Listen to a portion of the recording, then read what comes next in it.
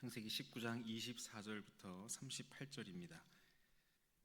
여호와께서 하늘 곧 여호와께로부터 유황과 불을 소돔과 고모라에 비같이 내리사 그 성들과 온 들과 성에 거주하는 모든 백성과 땅에 난 것을 다 엎어 멸하셨더라.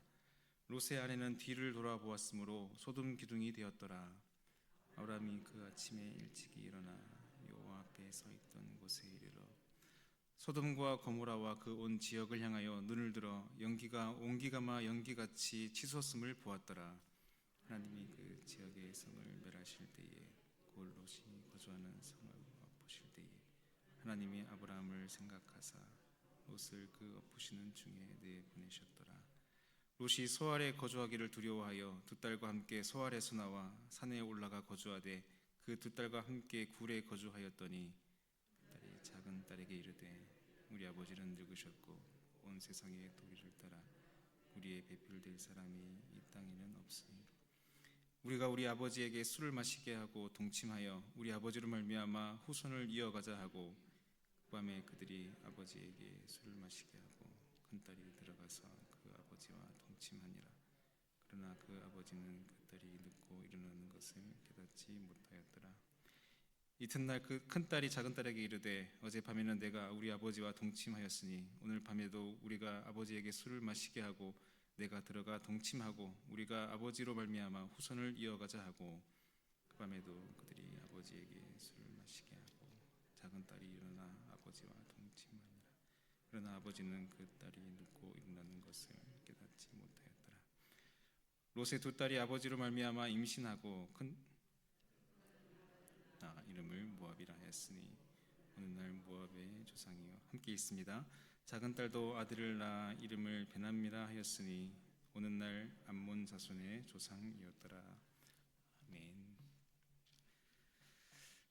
네, 오늘도 하나님의 은혜와 큰 축복이 또 오늘 새벽에 주님께 나와 예배하며 또 하루를 의탁하는 우리 모든 성도님들의 삶 가운데 함께 하시기를 축복합니다. 여러분, 깨어진 유리창 이론이라는 말이 있습니다.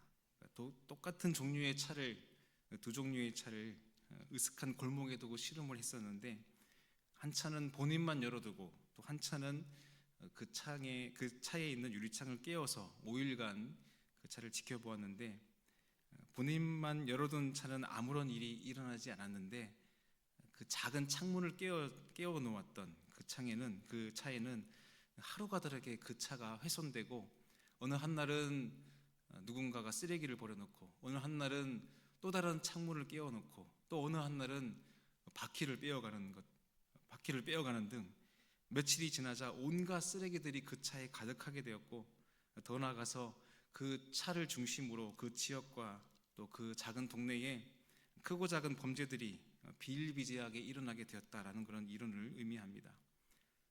사소한 무질서와 또 방치된 삶의 흔적들이 결국 그 사람을 병들게 하고 또 그 지역과 사회를 병들게 한다라고 하는 그런 이론을 의미하는 것이겠죠.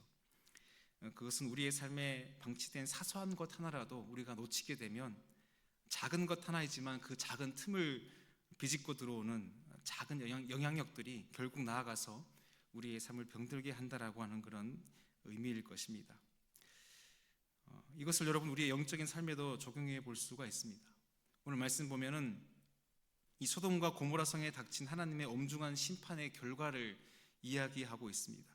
그야말로 하나님에 대한 그들의 제약이 하늘을 찌르고 다시금 하나님께서 그 땅을 심판하시기 위해서 정화시키기 위해서 유황과 불을 내릴 수밖에 없는, 그래서 그 땅을 다 멸하여 엎게 되는 그런 지경에 이르게 되는 것을 보게 됩니다.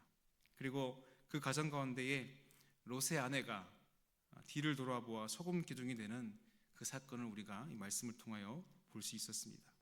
여러분, 이 소돔과 고모라를 심판하신 하나님 말씀을 통해서 우리가 두 가지를 생각해 볼 수 있을 것 같습니다. 한 가지는 하나님은 그럼에도 불구하고 사람들의 죄악과 또 그들의 잘못된 삶의 결과로 인한 하나님의 심판을 받을 수밖에 없었음에도 불구하고 의인의 간구를 하나님은 기억하신다라고 하는 것입니다. 여러분, 그 심판의 현장 가운데 하나님은 한 사람을 기억하십니다. 바로 이 롯을 기억하십니다. 그리고 그 혼란한 틈 가운데서 그를 건져내셨습니다.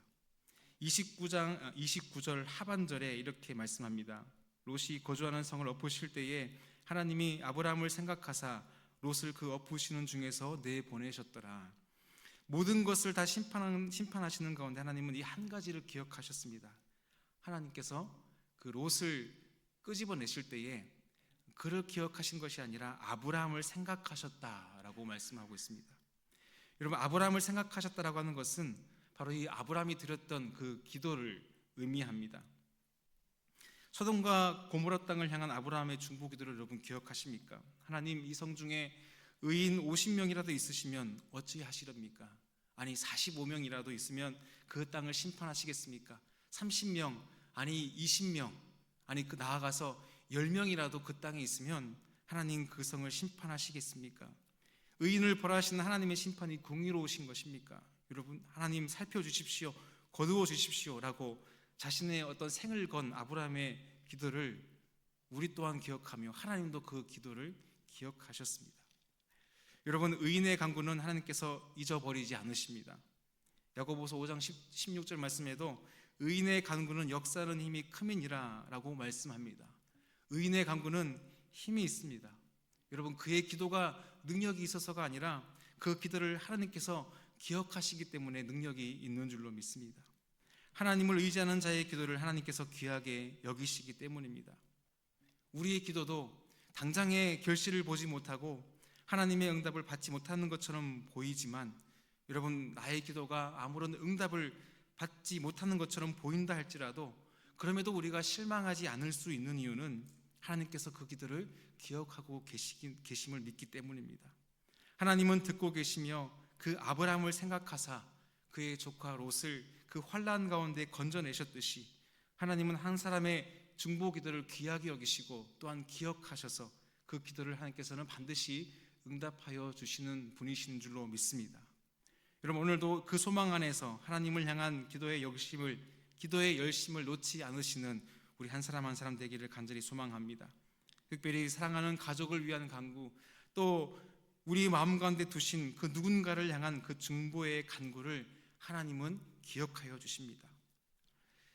그리고 또 한 가지 우리가 이 본문 안에서 세심히 살펴볼 수 있는 것은 이 하나님의 자비하심과 이 오래 참으심의 은혜를 우리의 욕망을 채우는 기회로, 또 죄의 기회로 삼지 말아야 한다라고 하는 것입니다. 하나님께서 이 소돔과 고모라 성을 멸하실 때에 이 롯의 아내가 소금 기둥이 되었습니다. 그 이유가 무엇인지 보았더니 그 성을 빠져나올 때 천사가 그들에게 이렇게 얘기합니다. 돌아보거나 머무르지 말고 곧장 산으로 도망하여 멸망을 면하라 라는 말을 들었습니다. 하지만 이 롯의 아내는 그 말을 들었음에도 불구하고 그 뒤를 돌아보았다라고 하는 것이죠. 여기서 이 돌아보았다라고 하는 표현은 단순히 어떤 시선의 이동을 의미하지 않습니다. 바라봄의 방향이 뒤로 보았다는 것을 의미하는 것이 아니라 그 마음에 있는 주된 삶의 동기, 그러니까 그 마음 중심에 있었던 것에 대해 놓지 못했던 그의 삶의 방향, 어떤 후회나 미련보다도 자신이 이제껏 마음에 두고 살아왔던 그 마음에 품었던 삶의 가치가 하나님 보시기에 옳지 않았음을 의미합니다. 그곳에 있는 물질과 또 그곳에서 누렸던 그런 풍요로운 삶에 대한 그 삶을 포기하지 못했던 그 마음 중심에 있었던 것을 의미하는 것이죠. 여러분, 이 일은 단지 롯의 아내에만 국한되는 것이 아니라 30절부터의 말씀에 나오는 이 롯과 그 두 딸의 이 관계에서 이어지는, 옳지 못한 관계에서 이어지게 되는 암몬 자손과 모압 자손의 계보를 통해서도 우리는 알 수가 있습니다. 여러분, 이 두 딸은 소돔과 고모라 사건을 통해서 남편들을 잃어버렸습니다. 롯도 마찬가지로 그의 아내와 사이를 잃어버렸습니다. 더군다나 이 사이들은 소돔을 향한 심판의 메시지를 들었음에도 불구하고 그것을 농담으로 여겼다, 농담처럼 여겼다라는 그런 표현이 나올 정도로 이들 가문은 적어도 그 심판에 들었어야 마땅히 보이는 그런 집안으로 우리는 볼 수가 있습니다. 어쩌면 이 두 딸의 행동, 아버지와의 관계를 통해서 자신의 계보를 이어가자라고 생각했던 그 두 딸의 행동도 그동안 그가 자라면서 보아왔던 그 가정의 문화와 또 그것들이 자연스럽게 몸에 배어 있었기에 그런 부적절한 관계를 통해 자손을 잇겠다고 하는 그런 파렴치한 행동을 서스럼 없이 자행했다라고 밖에 볼 수 없는 부분일 것입니다. 여러분, 이 딸의 행동들이 왜 이렇듯 그들에게는 자연스러워 보일까요? 죄를 통해서 자신의 계보를 잇겠다라고 하는 그들의 생각이 왜 이렇게 자연스럽게 보이는 것일까요? 또 그 사이들은 하나님의 심판의 메시지를 가벼이 여기고 오히려 그것을 농담처럼 여겨서 그들의 목숨을 심판으로부터 지키지 못했을까요? 그 이유는 한 가지로 모아지는 것처럼 보입니다. 롯과 그의 아내와 그의 사위와 그 딸의 그 행동들. 여러분, 그것을 거슬러 올라가다 보면 우리는 창세기 13장 말씀까지 올라가게 됩니다. 여러분, 아브람과 이 롯이 그들의 가축이 심이 많음으로 그들이 갈리어지게 되는 그 이야기들을 여러분 기억하실 것입니다. 그때 롯이 선택한 지역이 바로 이 소돔과 고모라였습니다. 그때 성경은 롯이 그 지역을 선택하게 된 결정적인 이유에 대해서 이렇게 말씀합니다. 13장 10절 말씀에 이렇게 말씀합니다. 이에 롯이 눈을 들어 요단 지역을 바라본즉 소활까지 온 땅에 물이 넉넉하니 여호와께서 소돔과 고모라를 멸하시기 전이었으므로 여호와의 동상 같고 애굽 땅과 같았더라. 그리고 13절에 소돔 사람은 여호와 앞에 악하며 큰 죄인이었더라. 여러분, 롯이 그곳을 선택하게 된 이유가 무엇입니까? 그가 보기에 눈에 보기 좋은 곳이었기 때문입니다. 그곳에 사는 사람들이 악하며 죄인이었던 그 땅을 바라보았는데 롯이 그 땅을 보기에는 그것이 눈에 보이는 것이 아니라 그 땅의 풍요로운 것, 눈에 보이기 좋은 것, 거기 거하면 나도 많은 물질과 풍요로움을 누릴 수 있어 보였기에 롯은 그 땅을 선택하였다라고 성경은 말씀하고 있습니다. 어쩌면 여러분, 이 작은 선택이 그가 눈에 보이기 좋은 대로 행하였던 그 행동이 오늘 말씀에 나오는 이 돌이킬 수 없는 결과를 불러왔다라고 해도 여러분 과언이 아니지 않겠습니까? 그의 뒤를 따라 그의 아내와 또 사위들과 또 두 딸이 그 롯이 걸었던 그가 눈에 보이기 좋은 것을 선택하였던 그 삶의 길을 그들이 따라 걸어갔다라고 한다면 여러분, 그것이 그에게 속한 가족들이 걸어온 걸음의 이유라고 한다면 여러분, 오늘 우리는 무엇을 선택하고 또 어떤 길을 우리는 걸어가야 하겠습니까? 오늘 내가 무심코 선택한 나의 행동들과 말들이 나의 오늘 하루를 결정하고 또 나의 1년 뒤, 2년 뒤, 아니 10년 뒤에 나의 삶의 결실로 드러난다라고 한다면 여러분, 오늘 우리가 심고 행동한 그 모든 것으로 인한 결과들을, 열매들을 우리가 맺고 또한 거두며 또한 그것으로 하나님 앞에 우리가 살아간다라고 한다면 여러분, 오늘 우리는 오늘 하루를 가벼이 살아갈 수만은 없을 것입니다. 늘 하나님 앞에 우리는 깨어 있어야 되고 늘 하나님 앞에 우리는 날마다 말씀에 우리의 삶을 비추어 보며 그 말씀 따라 살아가는 삶을 오늘 우리도 살아가야 할 줄로 믿습니다. 바라기는 우리의 매일매일이, 우리의 하루하루가 주님 앞에 깨어 있어 주님이 원하시는 선택을 하며 그 선택을 내가 주인이 아닌 나의 주인 되신 주님께 맡기며 하루하루 주님을 의지하며 그렇게 살아가야 되는 우리의 한날 되기를 간절히 소망합니다. 그런 하루하루 주님 앞에 서는 연습을 하는, 그래서 그 작은 선택 하나하나가 모여서 우리의 삶의 결실들로 드러나게 될 때에 그것이 하나님 보시기에 좋았더라 라고 칭찬받고 인정받을 수 있는 그런 믿음의 삶을 살아가시는 오늘 귀하고 복된 하루가 되시기를 우리 구주 예수님의 이름으로 간절히 축복합니다.